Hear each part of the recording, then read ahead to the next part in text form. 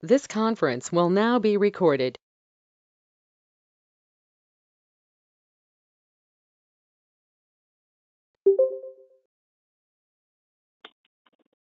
Good afternoon, everyone. This is Leila Hernandez with American University School of Communication. I'm so excited to have everyone in attendance today. We have a great session planned. Now, before we get into the presentation, I would like to go over some introductory information to get everyone acclimated with the platform that we're using. This webinar is automatically muted, so your interface with me will be the chat box. My first question is, can you hear me? If you can hear me, please type yes in the chat box. I want to make sure everyone can easily communicate with me throughout this webinar. Excellent. I love it when the yeses start rolling in. I'm going to also type it in case someone couldn't hear me. Can you hear me? Yes or no. But so far, it's all yeses, and that makes me happy. All right. So feel free to type your questions there throughout the presentation, and I'll answer them at the end during the Q&A session, or perhaps as we go. We'll find out.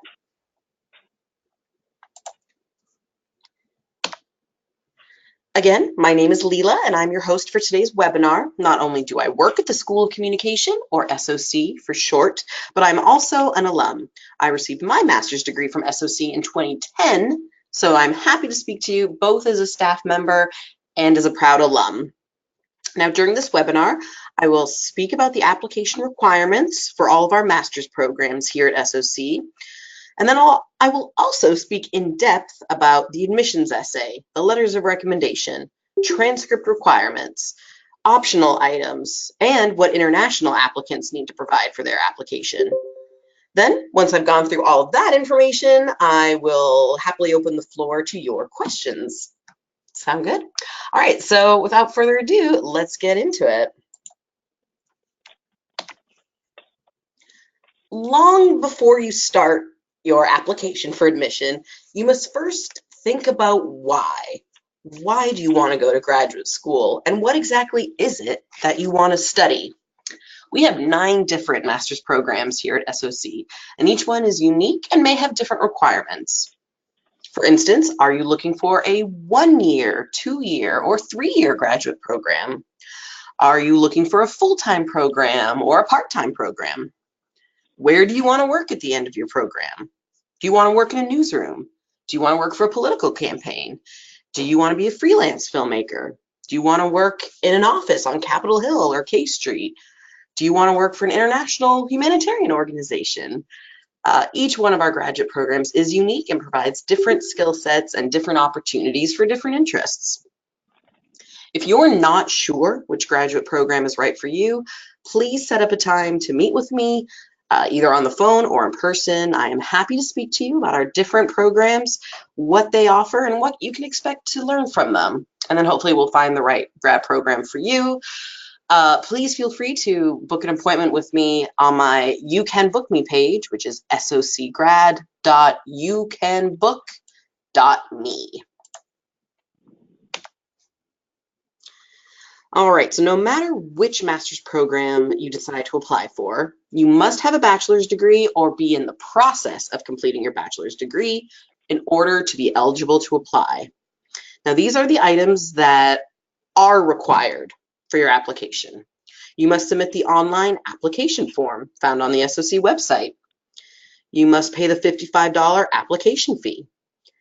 You must submit your admissions essay, resume or CV, 2 letters of recommendation, your university transcripts, and international students must provide proof of English language proficiency. And I will go more into depth on that in a little bit. Now, these items are optional. A portfolio or work samples, which I will talk about in an upcoming slide. GRE scores, which I will also talk about in an upcoming slide. And the optional essay, which I will actually talk about right now. So the optional essay is there if you want to explain a lower than desired GPA, or you want to explain having to drop out of your bachelor's program and, return a year later or the next semester. That optional essay is there to explain, because life happens. Sometimes it's a family emergency, sometimes it's a financial emergency, sometimes it's a health emergency, sometimes it's a mental health emergency. What is the reason that there are grades on your transcript that you are less than proud of? Instead of just hoping that the faculty don't see that when they review your application, instead address it head on and explain why it happened and explain what you learned from it. It can actually be very beneficial. Show them what you've learned from it and tell them why that won't happen in your master's program. That's what the optional essay is for, because your admissions essay shouldn't dwell on a lower than desired GPA or why you have to explain something as less than desirable. Save that for the optional essay. The final application deadline is June 1st. So please get your application and your application materials in as soon as possible. The sooner you complete your application, the better chance there is that you will be awarded an SOC Merit Award. But we absolutely cannot accept applications after June 1st. All right. Let's talk about the admissions essay. So, in about 1,000 words, describe your motivation for seeking graduate study in your chosen program. Here are the things to do. Do be specific. Why is this program at this school the right graduate program for you? Explain how specific personal, academic, and professional experiences will contribute to your success in the program. And describe how you envision your degree will further enhance your academic or professional goals. That is your biggest indicator of success in a graduate program. It's not necessarily your GPA or where you've been able to work in the past, or what university you were able to get into for your bachelor's degree. The most important part of your application is your admissions essay and why you want to come here. Okay, so those are the things you need to do. Now, this is the thing to not do. Don't write the same essay for different graduate programs and different universities. You are not simply just applying to American University. You are applying to the MA in such and such, or the MFA in such and such, at the School of Communication at American University. That's how specific the faculty want you to be. Are there classes that you're interested in? Are there faculty that you're excited about? Are there networking opportunities at American University that you are particularly excited about? Are you interested in our game design program because of its emphasis on games for change and games for education and games to make the world a better place? If you're applying for one of our journalism programs, why do you want to be a journalist? Where do you want to work? Do you understand what the life of a journalist is like? But what is it in you that wants to do that and pursue that? If you want to be a filmmaker, what are the stories you want to tell? How do you want to use storytelling to change the world or change policy or bring awareness to an issue? That is what the faculty want to know. That is what makes for an essay that really stands out. And in case, I think it goes without saying, but I think I'll go ahead and say it anyways, have someone else look over your essay before you upload it to your application. Sleep on it, give it one more day, give it one more person to look at. You've probably read this over and over and over to yourself, and there might be misspellings, there might be typos, there might be something that just doesn't make sense or a sentence that runs on. The faculty will notice that too. So please give it to someone that you trust to have a look over it before you upload it. That's the best advice I can give you about your admissions essay. And honestly, a great admissions essay is the most important part of your application. All right, letters of recommendation. Who to ask? Recommendations should come from either academic or professional persons, or one of each, who can attest to your ability to successfully perform in your chosen graduate program. You will request your 2 letters of recommendation through the online application form. After you have submitted the application form and paid the application fee, then you get into the supplemental items section of the application, and that is where you will press the letters of recommendation button, and that is where you will enter the email address of your recommender. And then your recommender will get an email from us asking them to click on a link and answer some specific questions about you. And then you will receive an email once your recommender has completed his or her recommendation. So it's a lot, just a lot easier than in my day. When I was applying for grad school, and this was before social media, I was trying to track down some favorite professors of mine from university, and then have them write a letter for me, send that letter, sign their name over the back of the envelope to prove that it was sealed and that I didn't write it. You know, not to sound too much like a grandparent, but in my day, it was really hard to get letters of recommendation for grad school. But we do use this online form to make it easier for your recommender. Another tip I give for recommendations, when you're asking the person if they will be a recommender for you, specifically ask them, will you write a positive recommendation for me? Or, you know, would you be able to be a recommender for me for graduate school? Would you be able to write a positive recommendation for me? Ask them that, because the answer might be no, and it doesn't necessarily have to do with you, but maybe they really don't know what to say about you and your pursuit of wanting to get this master's degree. And then they can tell you, like, no, I'm sorry, I just don't have the time. I can't do this at this time. And accept that and thank them, and then find another recommender.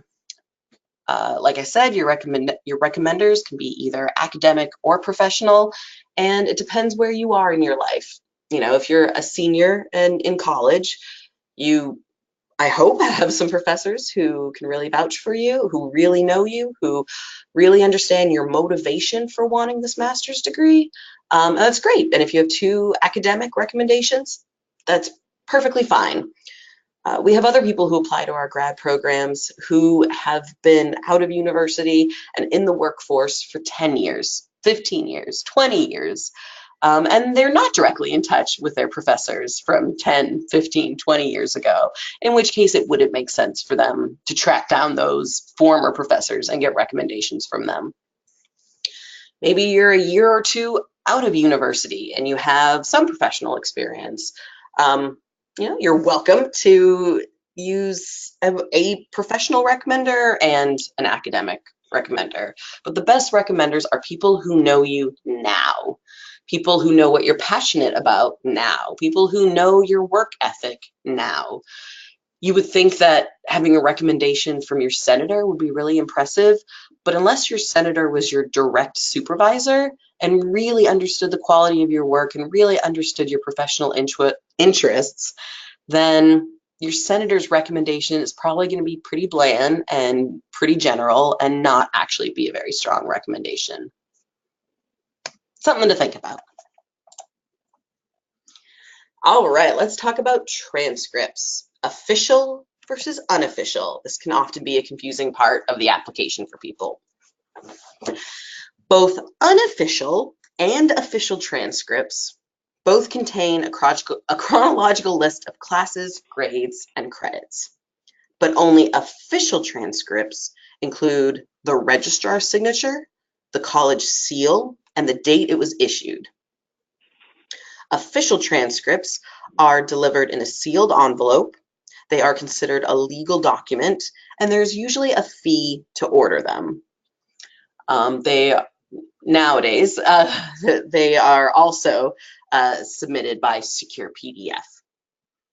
Now, to submit official transcripts, you can either have them emailed to the email address graduateadmissionsdocuments@american.edu, or have your university mail them directly to AU using this mailing address: School of Communication Graduate Admissions, Office of Enrollment, American University, that address, Washington, D.C., and that zip code. By sending it to that address, that will ensure it gets to the right office. We don't actually handle official transcripts in this office. I won't physically touch them. Our Office of Enrollment will make sure that they get attached to your application. So that's official transcripts. Let's talk about unofficial transcripts. Unofficial transcripts are your academic record, but without the signature, the seal, the date, and the sealed envelope. There is usually no fee to request unofficial transcripts. And you can easily just upload a PDF of your transcripts directly to your SOC application. For the sake of your application, we accept either official or unofficial transcripts. However, if you are admitted into an SOC graduate program, you must have your official transcripts sent to American University before you enroll in classes. That's mainly because we have many people who apply to grad school while they are finishing up their senior year of college. And they don't have all of their grades, but they're able to submit an unofficial transcript of everything they've completed so far. And then once they have completed their bachelor's degree, then they can have their university send those official transcripts to American University. So that is why we accept either official or unofficial. If you graduated last year or 2 years ago or 5 years ago or 10 years ago, you are welcome to just upload unofficial transcripts directly to your application, and that will work for the sake of admissions.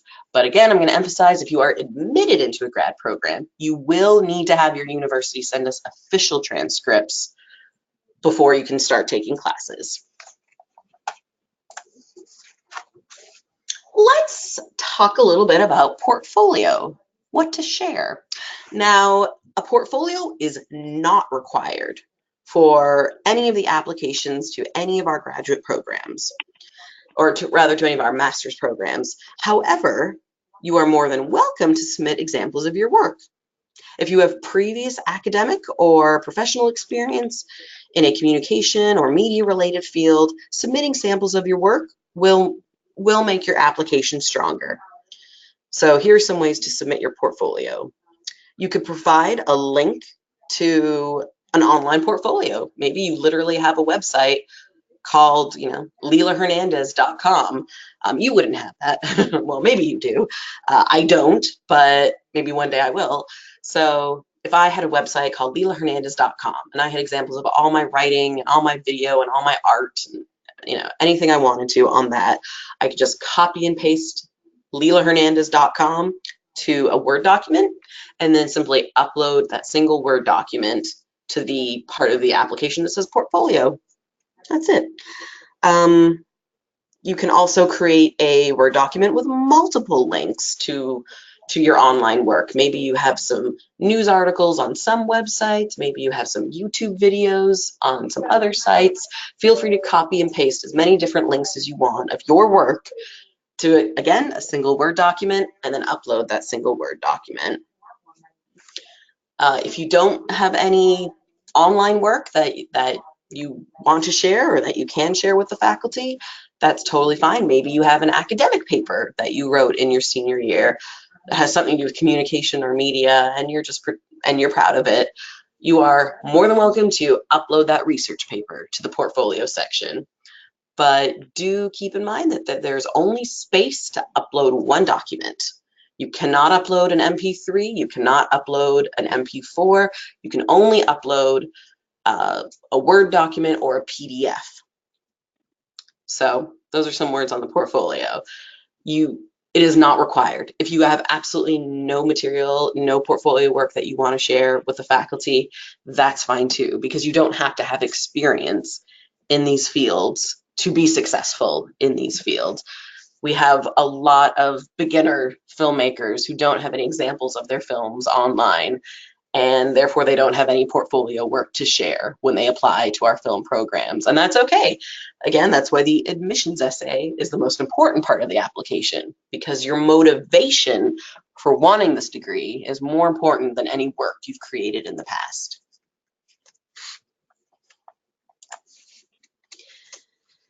GRE. Do you have to take it? The Graduate Record Examination, or GRE, is not required for any of our master's programs. It is only required for the PhD in communication, which is a completely separate application process, which is not the topic of this webinar. This webinar is about master's applications. And the GRE is not required for any of our master's programs. However, if you already have GRE scores, you are welcome to submit those directly to American University using CEEB code 5007, no matter which program you're applying for. So I would prefer that you save your money for grad school rather than spend the money to take a test to get into any of our programs. However, if you are already taking the GRE, or if you've already taken it because some of the other grad programs that you're applying to require it, there is no harm in submitting those as well. So if it's something you've already done, something you've already taken the time and the money and the preparation for, feel free to have those scores sent directly to American University using code 5007. But please don't take it just for us. You can visit the ETS website at ets.org for information on where, when, and how to take the GRE. The ETS website also offers a variety of free and low-cost tools to help you prepare for the GRE if you are planning to take it. And now a couple words on international applicants. Because if you are applying from outside of the United States, there are a few other bits and bobs you need to consider. All right, so the first thing that international applicants must submit are evaluated transcripts. So if you attended, basically, if you got your bachelor's degree from a college or a university outside of the US, you will need to submit a course-by-course evaluation of transcripts evaluated by either the World Education Services, WES, or Educational Credential Evaluators, ECE. You do not need to compute your own GPA on your application. Your official WES or ECE transcripts must be sent directly to American University. The reason we require those is because we want your classes and your grades from your bachelor's degree to be considered fairly compared to American transcripts. So when the faculty review an application and they're looking at transcripts, if it's an American university, then the faculty know what those grades mean, and they know what the transcripts mean, and they know what it means. But for transcripts, even from other English speaking countries, the grades are not necessarily the same there as they are here. And so by having WES or ECE evaluate your transcripts, then the faculty can see exactly how your transcripts compare to the transcripts of an American institution. That's what the evaluated transcripts are.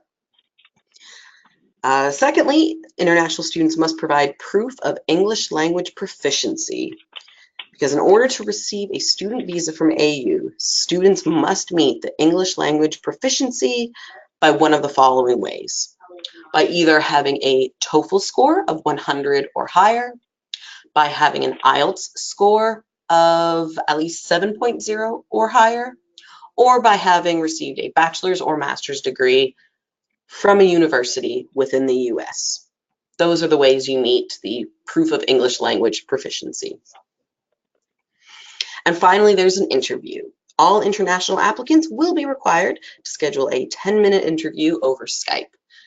We won't schedule the interview with you until you have completed the rest of your application. Once all of your materials have been received, then we will get in touch with you to schedule the 10-minute Skype interview. And that's what our international students need to know. Okay, that was a lot of information.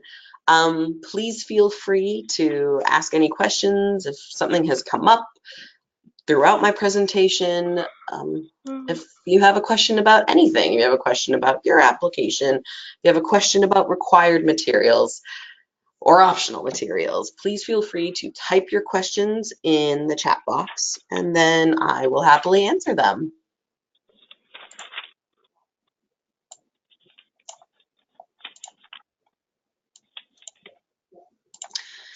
All right, I'm kind of honored that I explained all of those bits and pieces so much that you actually don't have any extra questions for me.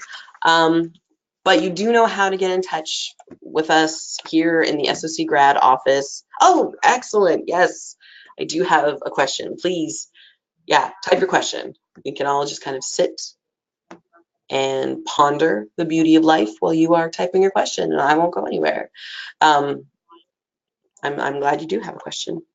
Anyone else, feel free to type away. We can take a couple moments of silence while questions are being typed.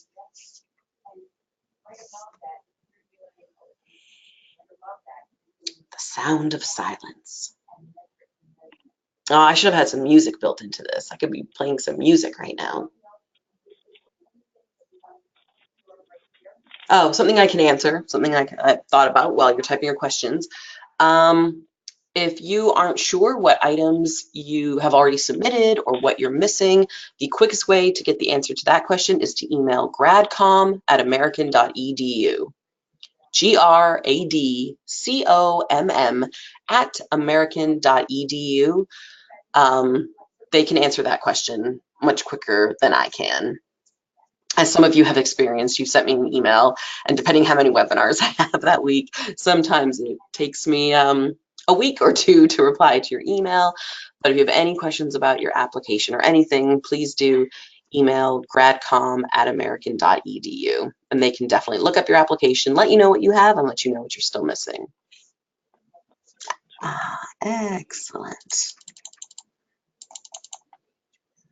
Okay, so Joanna asked, for the individuals we ask to recommend us, they have a questionnaire in addition to their letter, or is it something they fill out in depth, which takes the place of a traditional letter submitted? Great question. So it is a questionnaire. They are asked specific questions about you, but then at the end, it says, is there anything else you would like to include about this student?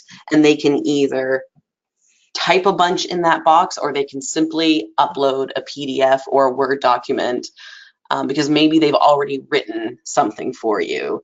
So there are specific questions that they are asked and that they do need to fill in.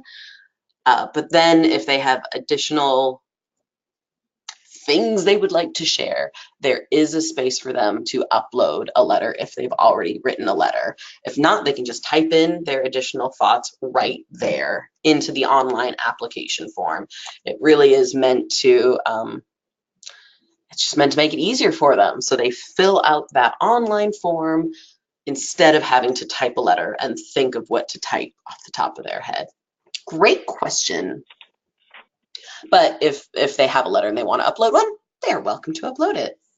Joanna, great question. Yeah, that online letter of recommendation part is, it is interesting because it's not technically a letter, but there is space for them to upload technically a letter. All right.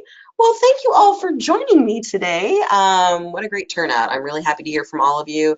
And if you like, I can send out this PowerPoint to everyone who RSVP'd for today's webinar. And then you all know how to get in touch with me. If you have a question specifically about what grad program is right for you, something that's not just, you know, a straight up, what am I missing from my application? By gosh, please do keep in touch with me. Leela@american.edu. Thank you all. And I hope you have a great Thursday, which leads into a great Friday, and then a fabulous weekend. Y'all are great. Okay, thanks guys. Take care.